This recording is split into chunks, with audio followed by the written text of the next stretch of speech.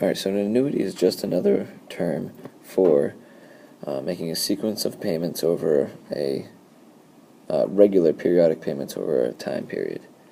Annuity certain means it just has a planned ending time, and perpetuity is just when it goes on indefinitely.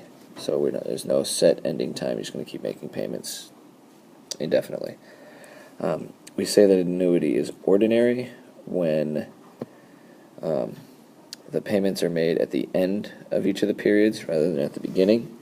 Just has to do with how much interest is calculated there.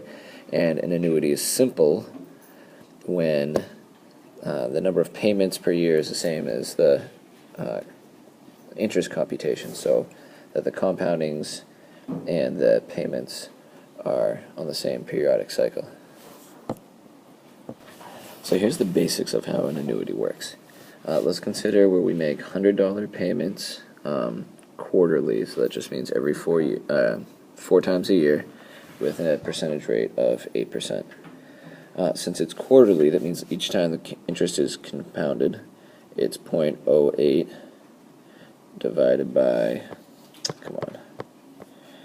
0.08 divided by 4, because it's 4 times a year, so it's 0.02 interest calculated or compounded each time.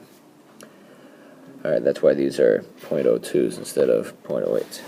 So the first payment goes in at the end of the period, and then from then it's got 11 more periods to earn interest. So what that means is that first $100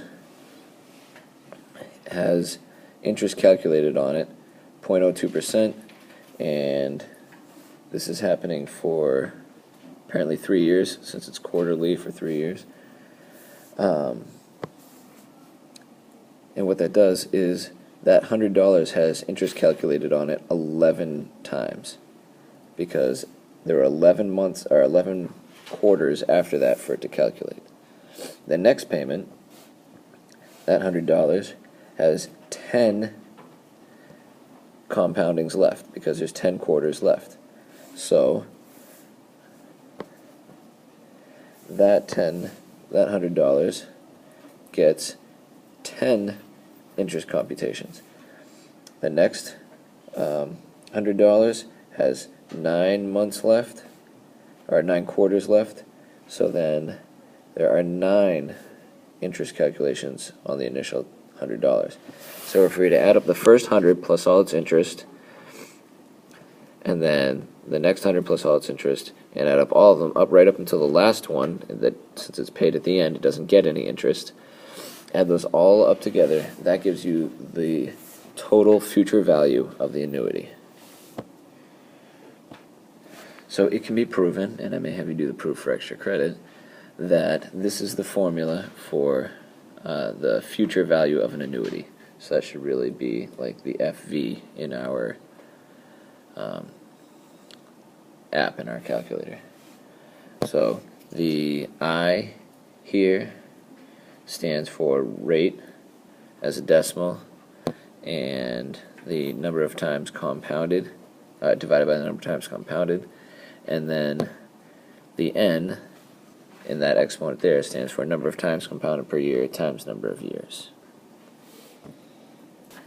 And finally, sometimes you want to know the present value, or this would be the PV in our app, of an annuity. In this one, the N still stands for number of times compounded times number of years, and it's a negative exponent there. And then the I really stands for the rate as a decimal divided by number of times per year. So the present value, you'd think, is just the starting amount, but sometimes partway through your loan you want to know how much you have left. The way this is found is, and the way the app works and these annuities work, is basically if we had some starting amount, the present value, and we are allowing that to just earn interest. So we take that money, we stick it in an account, and it just earns interest in accordance with whatever our rate is. This is how much you would end up with. Alright, now we know that this formula here is the future value of an annuity. So the way you figure out the present value is Imagine you have that money and it were to earn interest. What would be the equivalent future value if you were making those payments to end up with the same amount?